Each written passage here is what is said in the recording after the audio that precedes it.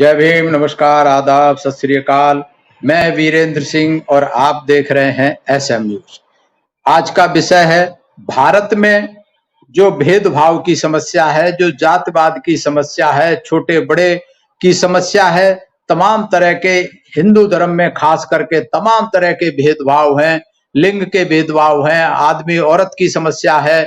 तो ये जो समस्याएं हैं आखिर क्यों हैं?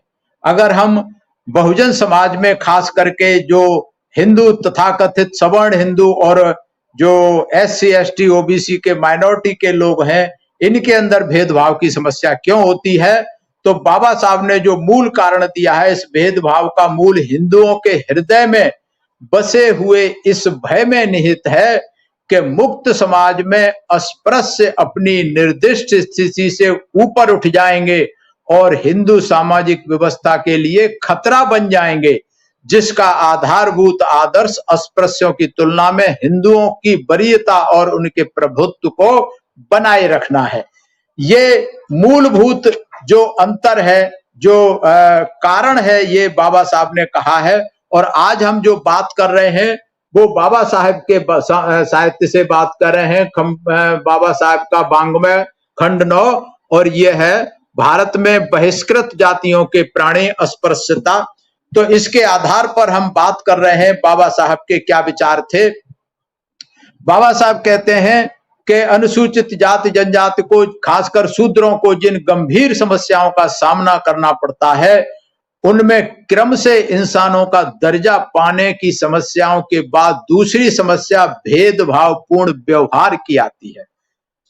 शूद्रों के साथ हिंदुओं द्वारा कितना भेदभाव किया जाता है, इसके परिणाम की कल्पना करना किसी विदेशी व्यक्ति के लिए असंभव है कि विदेशी व्यक्ति सोच भी नहीं सकता कि ऐसा जातिवाद के कारण भारत में ऐसा भेदभाव होता है।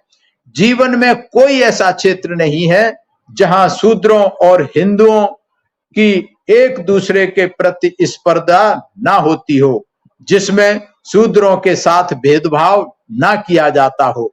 यह भेदभाव बहुत ही मर्मांतक तरीके का होता है।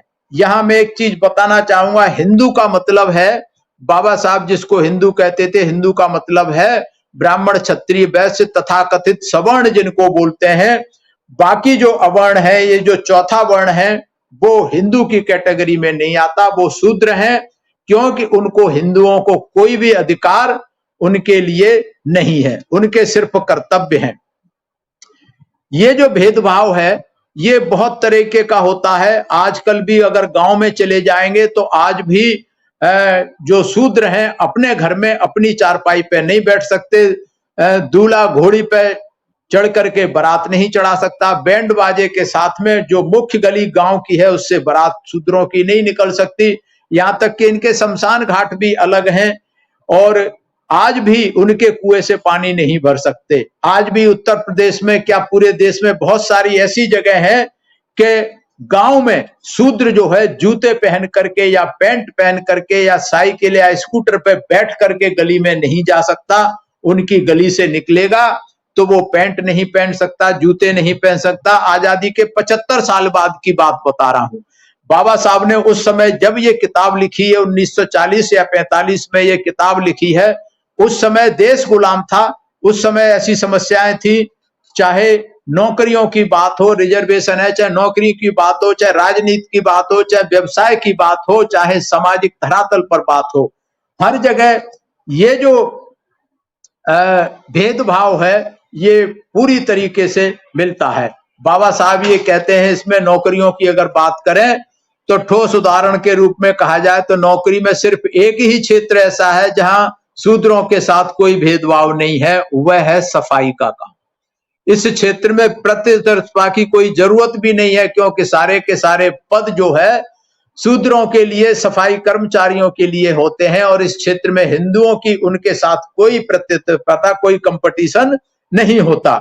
लेकिन बाबा साहब कहते हैं कि यहां भी, और बाबा साहब क्या सच्चाई है, आज मैं भी कह रहा हूं, यहां भी ऊंचे पदों पर भरे जाने के मामले में भेदभाव बरता जाता है।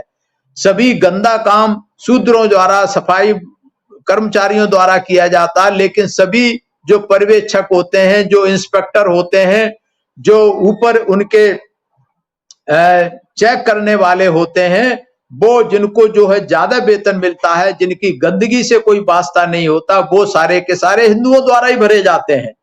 यहां भी विडंबना है कि जितनी गंदगी से कोई वास्ता नहीं, हिंदुओं द्वारा भरे जाते हैं, लेकिन जो सही मायने में सफाई का काम है आज 100% वो सफाई कर्मचारी ही होते हैं, खास करके वाल्मीकि समाज के कर्मचारी होते हैं।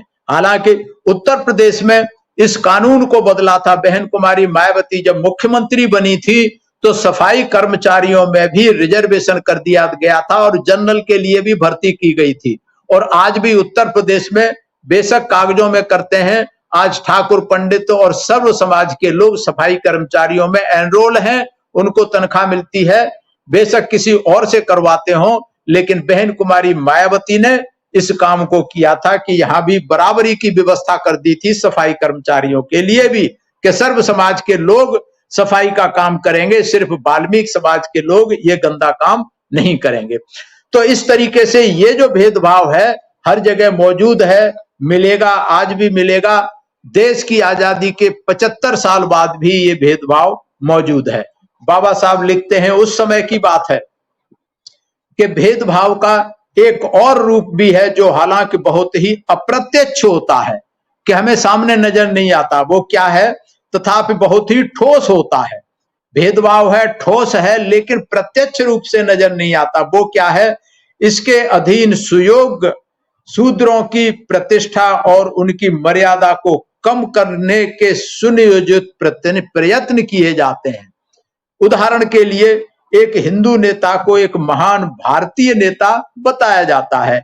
कोई उसे कश्मीरी ब्राह्मण का नेता नहीं कहता, कोई उसे ठाकुर का नेता नहीं कहता जब वो ठाकुर होता है। अगर कोई नेता शूद्र समाज का होता है, शेड्यूल्ड कास्ट का होता है, ओबीसी का होता है, या धार्मिक अल्पसंख्यक होता है, मुस्लिम होता है, तो उसके बारे में कहा जाता है कि ये व्यक्ति जो है ये चमारों का नेता है, ये शेड्यूल्ड कास्ट का नेता है, ये दलितों का नेता है, ये पिछड़ों का नेता है, ये मुसलमानों का नेता है। ये जो भेदभाव है, तो ये भेदभाव और भी जगह है कि हिंदू डॉक्टर को एक महान भारतीय डॉक्टर बताया जाता है, कोई उसे अयांगर नहीं कहता, भले ही वह अयांगर क्यों ना हो। अगर कोई डॉक्टर अस्पृश्य जाति का है, अछूत है, शूद्र जाति का होता है, तब यह कहा जाता है कि यह डॉक्टर शूद्र जाति का है। हिंदू गायक के बारे में भी कुछ इसी तरीके की है, जो हिंदू गायक कलाकार हैं, गीत कलाकार हैं, वो जो है भारतीय गायक उनको कहा जाता है। अगर कोई व्यक्ति शूद्र समाज का है, तब उसे उस शूद्र वाला जो है गायक, जाति वाला गायक कहा जाता है।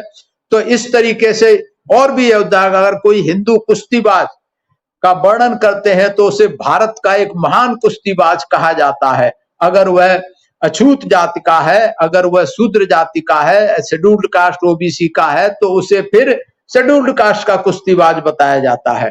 तो ये जो भेदभाव है, बाबा साहब कहते हैं कि इस प्रकार के भेदभाव का मूल हिंदुओं की विचारधारा में है।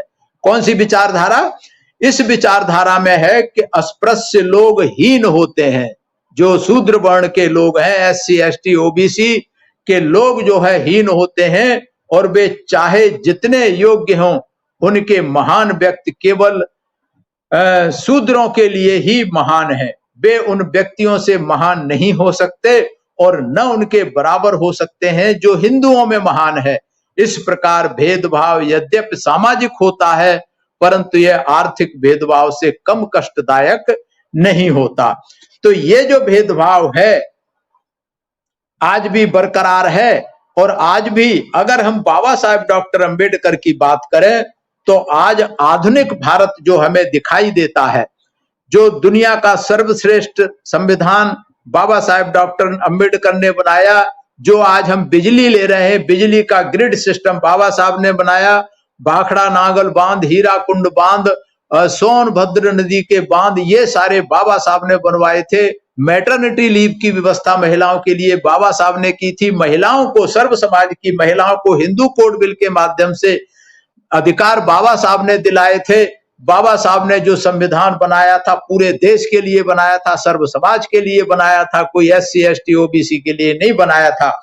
जो आज हम पानी पीते हैं, सिंचाई की व्यवस्था है, ये सारा इंतजाम बाबा साहब ने कराया था। लेकिन ये कब कराए थे बाबा साहब ने काम? जब 1942 से 46 तक बाबा साहब वायसराय काउंसिल के जब मेंबर थे, मिनिस्टर थे, तब बनाए थे। वो आजाद भारत में तो Gandhi and Nehru and company ने बाबा साहब को काम करने का मौका ही नहीं दिया। लेकिन उस समय 4 साल में जो काम किए, आज आधुनिक भारत उसी की देन है कि ये बाबा साहब की देन है।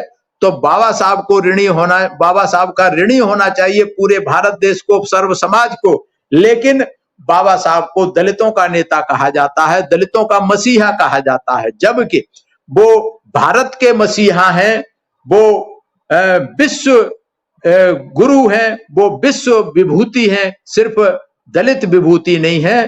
तो इस तरीके की जो मानसिकता है लोगों ने इसलिए की है कि ये शेड्यूल्ड कास्ट का है, तो ये शेड्यूल्ड कास्ट से ऊपर नहीं निकलना चाहिए। आज भी ये मानसिकता बरकरार है। इस मानसिकता को तोड़ने के लिए हमें इनकी टर्मिनोलॉजी को समझना पड़ेगा और हमें खासकर बहुजन समाज के लोगों को, बहुजन समाज के जो महापुरुष हैं, उन्हें राष्ट्रीय महापुरुष का दर्जा देना होगा, उनको पुकारना होगा, उन्हें सर्व समाज का मसीहा बताना होगा, कहना होगा। इनकी टर्मिनोलॉजी, जो इनके शब्दों का जो चयन करते हैं, शब्दों का ये जाल बुनते हैं, हमें इनके शब्दों के जाल से निकलना है। खास करके ये अभी नया शब्द चालू हुआ है, दलित। दलित नेता, दलित चिंतक, दलित साहित्य, ये बहुत ही खतरनाक है। इसके लिए बाबा साहब ने गोलमेज सम्मेलन में इसको कहा था, और बाबा साहब ने जब साइमन कमीशन आया था तो उसके सामने रखा था कि ये दलित शब्द जो है डेरोगेटरी शब्द है, अपमान सूचक शब्द है, इस पे बैन लगना चाहिए। लेकिन आज विडंबना है कि ये शब्द दिया है तथाकथित इन हिंदुओं का। हिंदू जो है दलित बड़ा घृणित शब्द है, और लेकिन अपने आप को लोग दलित चिंतक कहलवाने में गर्व महसूस करते हैं, दलित सामाजिक चिंतक या दलित साहित्य कहने में करते हैं। तो इस चीज को समझना चाहिए, इन शब्दों के जाल को हमें समझना चाहिए। ये जो शब्दों का जाल बुन रहे हैं, हमें काटने का काम करना चाहिए, चाहे तो वो सामाजिक धरातल हो, चाहे वो राजनीतिक हो, चाहे आर्थिक हो। हमें हर जगह इन शब्दों के चयन को सोच समझ के करना चाहिए, और जो ये शब्द गढ़ रहे हैं, इन शब्दों का बहिष्कार करना चाहिए। उसमें जैसे दलित है, हिंदुस्तान है, दलित नेता है, इन शब्दों का हमें बहिष्कार करना चाहिए। ये देश हिंदुस्तान नहीं है, भारत है, इंडिया, दैट इज भारत। दलित जो हिंदुस्तान शब्द है वो अनकॉन्स्टिट्यूशनल है, जो दलित शब्द है वो अनकॉन्स्टिट्यूशनल है। तो ये शब्दों का विचारों में कहीं न कहीं ये भेदभाव की बू आती है, इसीलिए ऐसे शब्द खोज खोज करके ये लाने का काम करते हैं तथाकथित सवर्ण। बहुजन समाज के लोगों को इनसे सावधान रहने की जरूरत है। आज बस इतना ही। अगर आपको ये वीडियो पसंद आया है तो ज्यादा से ज्यादा शेयर करें, लाइक करें, और कमेंट्स के द्वारा आप अपनी प्रतिक्रिया अवश्य दें, हमारा मार्गदर्शन अवश्य करें। मैं धन्यवाद करता हूं SM न्यूज का, धन्यवाद करता हूं, आभार करता हूं आप सभी दर्शकों का, मेरी बात को ध्यान से सुना। सभी को मेरा प्रणाम।